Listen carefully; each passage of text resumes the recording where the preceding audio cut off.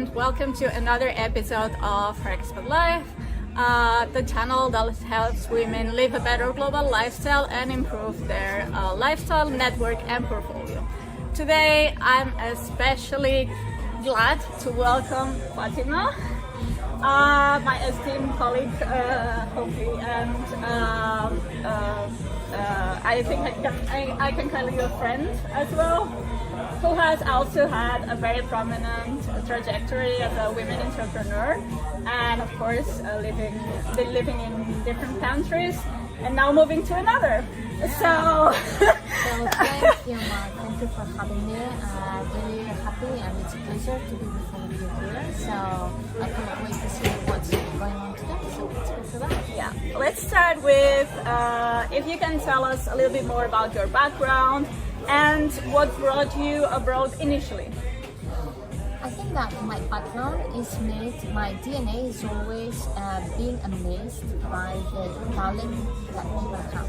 So I've been always amazed by how good people are if you let them be, and if you give them the support they need and the help that they need to become what they are now. And that has brought me. I started very much as a professor in a business engineering school, and I was leading the management skills and people management department of a business engineering school. And there, I realized that I was amazed by the talent that we had, no matter if we were talking about young people or not. But as soon as I started not only being with these people, but also being part of the entrepreneurship camp and doing consultancy for the private sector, I was really amazed by this work that I had never thought of becoming part of. And then I moved from being a professor after taking all of my PhD to really see how I could help people to become their best self. And when you are your best self, you enjoy life, and that's what I also wanted for people to enjoy while they are working, because most of the day you spend with family. And in my field of human resources, and I say human resources because everyone understands this terminology, although I'm not attached to this word of human resources at all. And that's one of the reasons that brought me to go outside Spain, because I thought that this was a very narrow-minded way of looking at things. And I wanted to become part of something bigger and to have an open mind rather than a narrow mind. And that's the reason why I moved to the UK, where I spent almost 14 years of my career, and my whole career was developed there. From being starting as a human resources business partner in the aviation, for example, I started with Ryanair, and then I moved to not only big corporations, but then I moved to the startup world and to medium-sized companies as well. And so startups, I help them from Series A, seed round, Series A, Series B, Series C, so all the journey. So I really understand what it means, and being backed by VCs and by the venture capital world, and then also in medium-sized organizations where when I was working as chief people officer as well.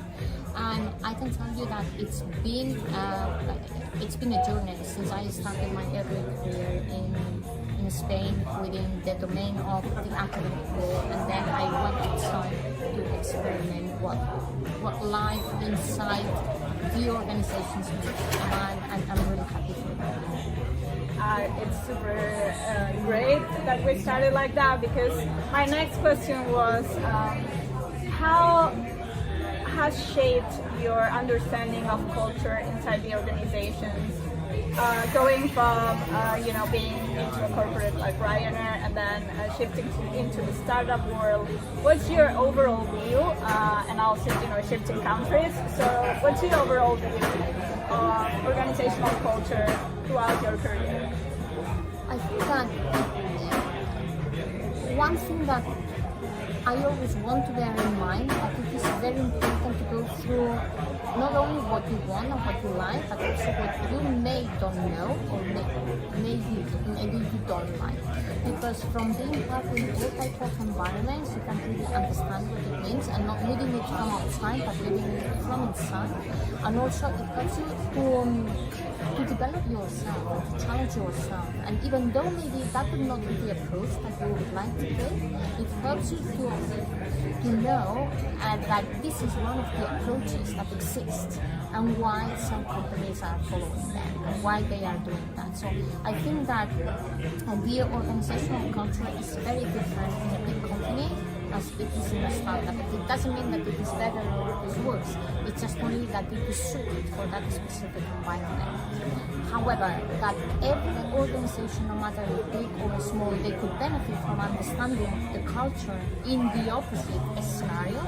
That's great. And when you can enrich yourself by being in different organizations, in different size of organizations, in different culture in organizations, it is at that moment that you become well-rounded. Because if you only stick to, my way of doing just only sticks, or it only matches with startups, or it only matches with big corporations, because I don't want to challenge, I don't want to be and the work-life balance, whatever it is. And I think that it is here where maybe it's a change in your mindset that you need to go through to understand that every step of the way you need to go through that, to learn from it, and then you will adapt. And then when you have learned, it is when you can choose what it is best for me, what it is where I want to be, what I can take from here to adapt in another scenario, in another environment, in another organization. So I think that that's what I've learned, that being in any organization I've been, they have taught me something, and they have also challenged me in a way that it has helped me to become either my best self or my worst self. It happens like with people, that you know that there are people that you do not know why, but they allow you to become your best self, and there are people that just only take from you the worst parts of you, and you do not know why. And it's like, when I'm with this person, I'm always reacting, I don't feel comfortable, and nothing goes well. And it's just the opposite. So the same happening in organizations. So I think that going through, even from a people perspective, there are so many, I would say, so many different trends, so many different approaches. People and culture can be seen more as a policing thing in an organization that you go after and deal with. In another company, it's more a very light-heavy thing that it's only about socializing and this type of things. Where do you find the equilibrium? Where do you find the balance? What do you want to bring? How can you bring, and how can you have impact in an organization? And I think that's very important. Moving from one place to another in an organizational speaking has helped me to become well-rounded, to be judgeless. That means to really observe and understand what's happening and ask yourself questions, because sometimes you think that you will land in a place and you have the answers when you don't understand that maybe some of the things that you want to do have already been tested, have already been tried. Why didn't they work?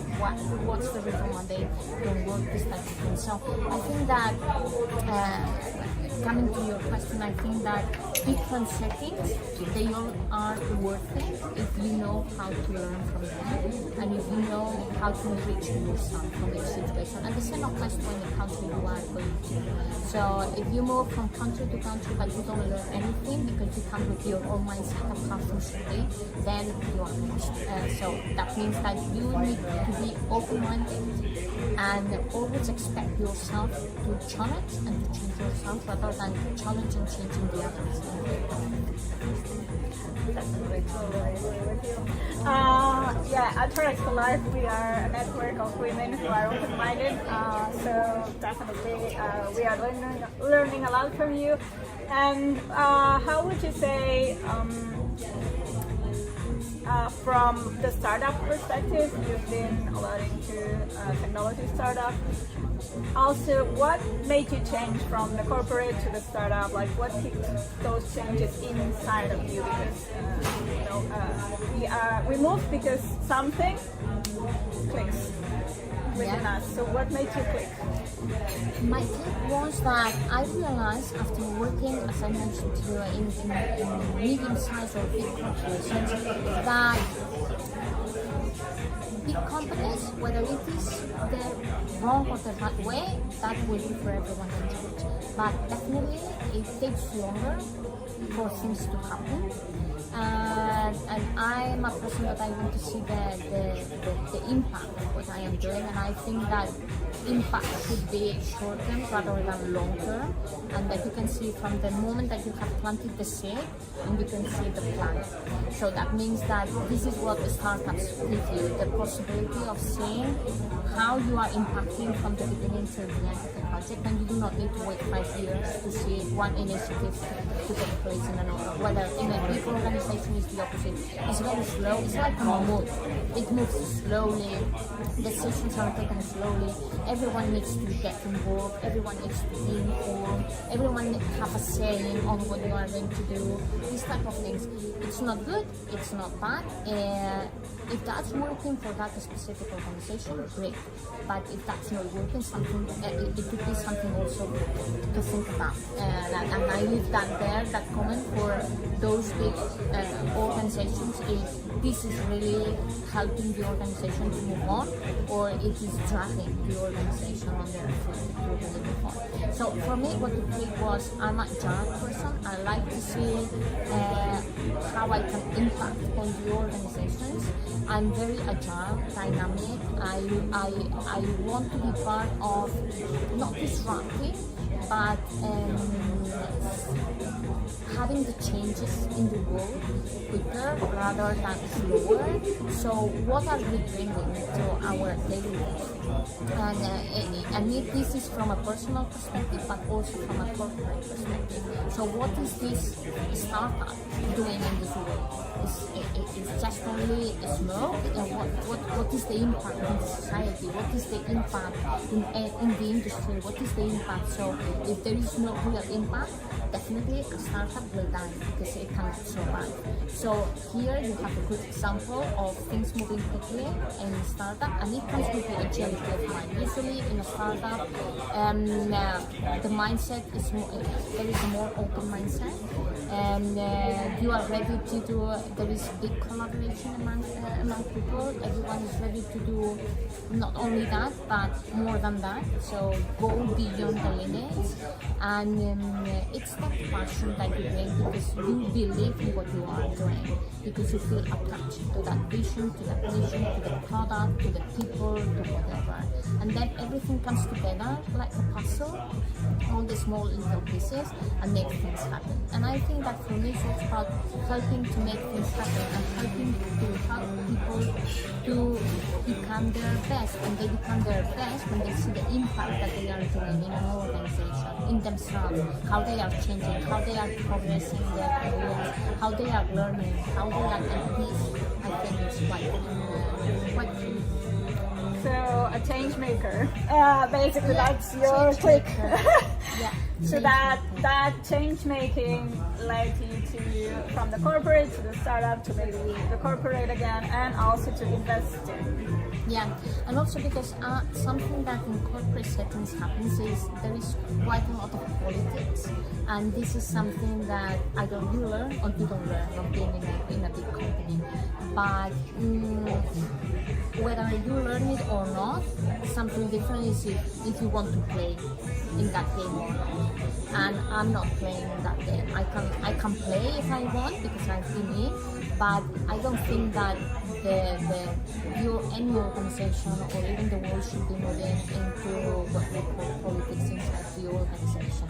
And this is not the way of moving forward. And when I've seen politics in organizations, it blocks the growth of the business instead of helping the business to move forward. And I think that that's one of the things that moved me from being in a corporate setting. Interesting. But do you think this is also present in startups then? Sorry, I said do you think this politics in the organization is also present in startups? should not, but it can happen. But since there are less layers in a startup because it's quite flat, it is easily spotted, and you can eliminate, and you can take action. When you spot things, you can take action. The problem is when you cannot spot things and they are too big and too vague that you cannot make any action. It's like if you do not have data, you cannot make changes. So the same, if you cannot spot things and you cannot see them, or they are not visible enough, you cannot do anything. And when you see, maybe it's too late. And in the startup world, it shouldn't be the case. And if that's the case, then I always make a shout to founders, because this means that this is allowed by the founders, this type of behavior. And if not, we should stop it, because this does not help the startup to move forward. And I've seen in several times that this does not help at all. It blocks the organization, it blocks the startup, and yes, and I think that can happen, and but shouldn't happen. From what I'm hearing, it's like change making is your motivator and action as well. I think as a woman in technology, you have like tried to find those spots where you can make tangible action. I think that's your motivator. Tangible impact. Yeah, tangible impact, and that you have some sort of actionable steps to take inside the organizations and countries you've been into. Definitely, and tangible impact for me is always tangible impact in people, and this would reflect in companies. Absolutely. Because companies are made by people, and most companies or startups do not fail because the product they have, they fail because the people they have. 100% with you. And then, what is then how do you apply this philosophy to investing? What ventures call your investment like today? Yeah, I'm really an avant-garde-based in this, and together my husband and I have already invested in more than 70 startups at the moment in the last 4 years, or not 7 years. And what we look into always is, I do not want something of the same. So I do not want people to come and play a game that already exists. I want something that will help, in one way or another, will move the world to the next stage. And I want to be the person to do that. Not because I'm competing, but because I think that we need to move the wheel to move forward rather than doing more of the same. And what happens is that most of the times you feel that there are lots of startups that they reach out to you, but they are doing the same many others. And that's not something that is appealing to me. Well, it's not only about what's your differentiation, because of course you should have a differentiation, but if your differentiation is that you're doing one feature only that another does not have, that's for me, it's not appealing. You are not doing, I don't think that this is the potential that people have. Just only to do this is more. So I'm looking for things that are disruptive, that they will become the next thing. When people will start realizing, I will always already be there before. So that means that the next thing, I want people to be not only smart, but because being smart is not the only thing. I think that I've been in enough startups to see that even smart people are terminated or are fired. And why is that? It means that being smart is not enough. This means that you know your stuff, but you need to help everyone to help you get that stuff done, and you help the others get that stuff done in the organization. And you need to know how to do it, because not everyone is going to buy into what you want to do. Not you are not going to be able to, even if you get your goal, if you don't help the company to move on, and maybe you will need to step into other different fields, or sometimes you will need to drop off things that you would like to do because it is in the good of the startup. I think that's important. And from an investor perspective, something that we always look at, definitely you look at the financials, you look at the go-to-market, you look at the product market. We always look into something that is the people who is in the startup, because they are the ones who make the difference. And and I would say that this is not critical enough for people to say it once in a day, but for us it is the people who are there, because it requires to be very, it requires courage to start a startup, but it requires more courage to understand your limitations and to be humble and to do things to be open to hear, and then action also to hear, but not to rely on hearing specific voices only, but being open to hearing lots of voices. And I think that investing for us is about being part of the next wave, the motor of the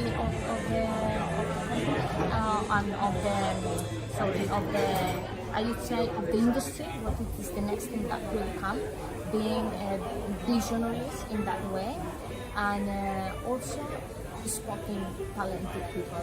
We are surrounded by genius people, and the more I chat with people, the more I see, wow, explain it to me in simple words, because now I'm a bit lost. That means that my even conceptually sometimes it's difficult to understand some of the things. And these are the things that capture my attention, because you say, okay, let's sit down, let's see, and explain it to me. And I think that's good. Yeah, definitely. So what are the world problems that call your attention?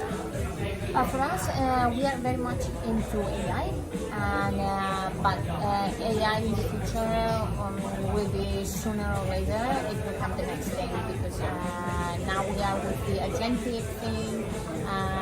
First it was AI, then it was generative AI. Now we are moving to the agentic things. However, we always have in mind that we invest because we want the world to be, how would I say that? There are so many good ideas there, outside there, that we want the talented people to help them put these ideas into place. And that's one of the things. It's not that we invest just because we want to make money. No, that's not the case, because we could spend a lot of money investing in another thing that will happen. And we always think about the future, how it will look like, and how we can help talented people to deploy their abilities and to really get into action things that we think that they are doing. And for now, it is about mainly tech. We are very much in deep tech, and this is always the field that we understand better, because we have always been in our career in tech companies, and you also need to be, I think that you need to be humble enough to know what you know and what you do not know, because not all investors are from all companies, and not all companies need all type of investors.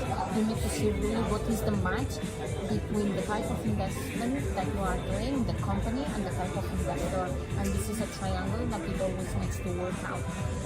Even if I have found out that there are things that are very interesting, when they reach out to me, I say, well, I think that's very interesting, but I'm not the right match.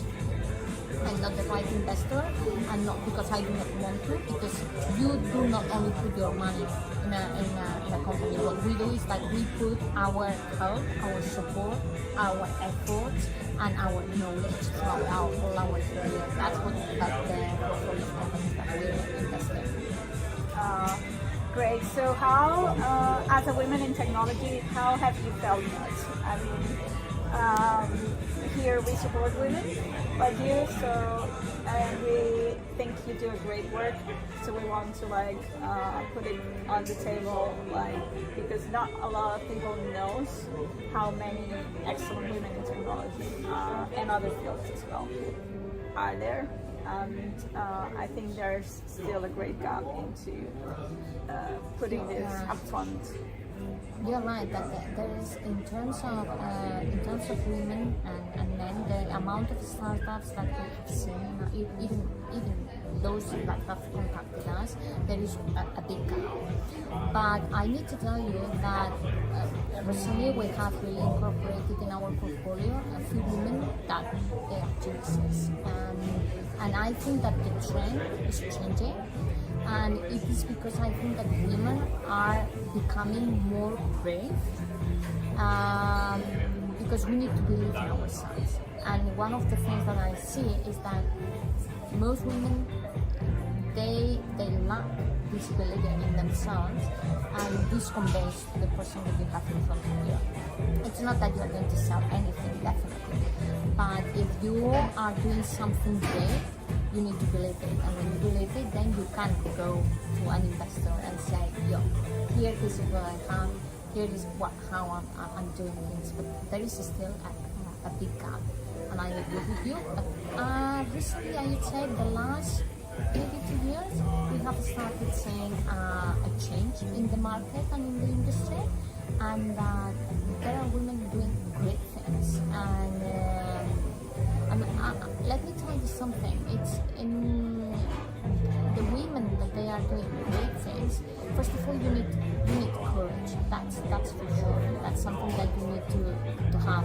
But it's not only about courage, but they are more collaborative. They are open-minded, but they know what they want as well. That's very important. But you need to be prepared that this world is evolving, emotionally and not emotionally from a business perspective.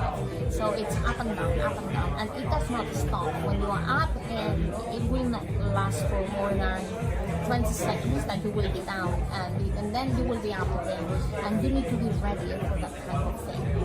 And maybe because of the social environment that we live in, we also see that women are a bit less risk takers rather than male or men, and this definitely has an impact when it comes to entrepreneurship.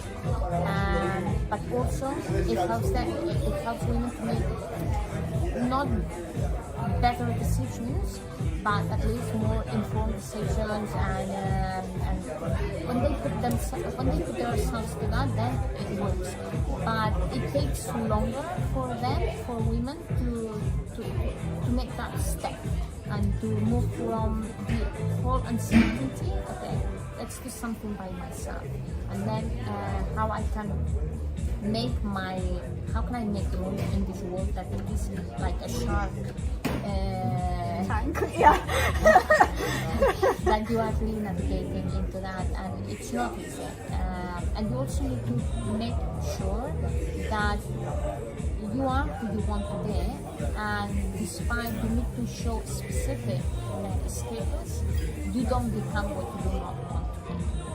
And I think that's very smart to think about, because if it's easier, it's very easy that the external circumstances can change who you are to become someone that you are not. And I think that's a reflection that everyone needs to be. And that naturally leads us back to the people and culture, which is your origin, right? And I'd say pillar throughout all your careers, ventures, and investments. I think here we are. Hopefully, I didn't disappear. I think so, because I was not looking at the camera, so I'm not really sure about that. Now we need to record everything again.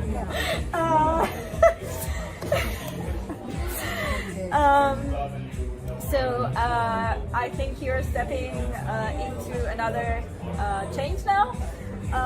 You're moving to Dubai right now. So how has this process been? What made you pick to move to Dubai right now? What are the opportunities that you see for yourself to take action as you usually do? I think that it's an adventure because I would describe this as an adventure. For me, it's not only an adventure, it's a way of keeping my mind young. Because I think that when you become too stuck in what you are doing, too comfortable in what you are doing, no matter if it is your role, if it is the company, if it is a specific place where you live, when you become comfortable with that, changing is the most difficult thing. And we are reluctant to change. And all of a sudden, when life comes to you and you need to change and you need, start from scratch. Oh my goodness, everything from scratch. That is an act of bravery, but at the same time, it hurts your brain to be always young, because just only by learning you create, I would say, you put into action all your neurons and your connections to let's not stop, let's move. And I think that that's one of the things that I want always to keep in mind, to keep a young mind. That the body is fine, but for me it's about the mindset, and to keep a young mindset, because this also helps you when it comes to investments, to see the potential of things that you need to see. So this visionary thing, if you have a young mindset that you can, I can grab where we are going, I can see what would be the next move, and you can also see different places, how things, how trends move there, how the industry is moving, because nothing, you can never take anything for granted, and think that you already know.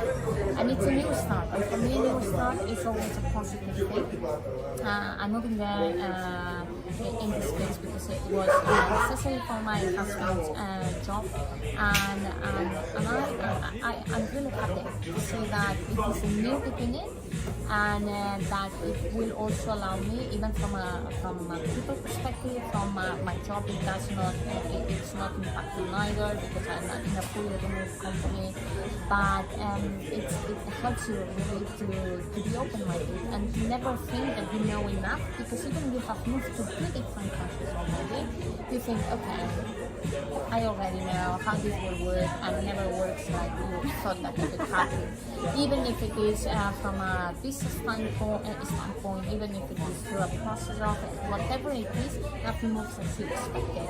And this makes you readjust continuously and be flexible and be adaptive and be resourceful, and all these skills are transferable to any work, to any type of investment, any type of entrepreneurship that you want to take on and Absolutely. And now you are into a communications company, right? Into more of the scientific field, maybe not so much into knowledge. Well, the type of company I'm in right now is we invest in YouTube channels which have YouTube presence, but we invest basically in content creators of YouTube channels, and then we acquire them and we put them in our portfolio, and we grow, we help them scale, we help them put the resources that they need, so that they can focus on what they really like to do and what they are good at doing, that it is producing, doing content, producing content. Definitely, we do not target one specific influencer or YouTube channel. We have a very, I would say, our mission is being more informative and inspirational, and the type of channels that we have, they are well known. We have very passionate, for example, it's about science and physics, and despite that we have more than 3 billion viewers in that channel, viewers that they have looked at this kind of channel. So that means that we really want to help people to be informed, to develop themselves, so it comes all together. So to help people grow their mindset, grow the way that they look at things in the world, and I think that's the type of company I'm in. So we invest in content creation, but in a specific type of channels. That also gave you like another view of the content industry. Definitely. Yeah, because we have a lot of marketers that listen to us as well. Digital media, yeah. that's what we are doing. Yes, and that gives you a very open mindset. Thank you. You're the perfect example of the women of our community at Her Expat Life, prominent women who have had exceptional careers like yours, and who are open-minded enough to share, to experience, and to be good to other women and to support each other, which is what all of this is about. Definitely. Thank you very much. Thank you very much for same. We would love for you to come again, and we would have a million conversations with you again to maybe illustrate our audience more into different areas. So if you want Fatima to come back, please leave a comment and ask a question on what do you want her answers on. Thank you. And maybe just last one note for all the people who are listening to us is that if you are starting your own thing, I think that one thing that I would definitely just at least I throw it to everyone to think about is that don't ever let your ego interfere in what you are doing, because this is at that moment that we are making bad decisions, and this is something that we are not aware of, but this is the thing that I see in companies that potentially derails more the founders of any startup to do what it is best for what they need to do. When we strongly think that we need to do what we strongly think, and we are just only stick to that, I think that we need to be very careful. Don't let the ego interfere in your journey, and being in this network that you are, that you have so many resources and many people helping you and different voices. I think it's always good to hear. It doesn't mean that you need to do what people say. It's just only that it helps you to embrace different points of view that maybe sometimes we do not know, or we just only see our point of view, and it's very different to think of something that we don't think. So it's natural. So just only telling you that, and I hope that you enjoy at least the conversation that Mara and I had. It's been a pleasure, and thank you and good luck. Thank you, everyone.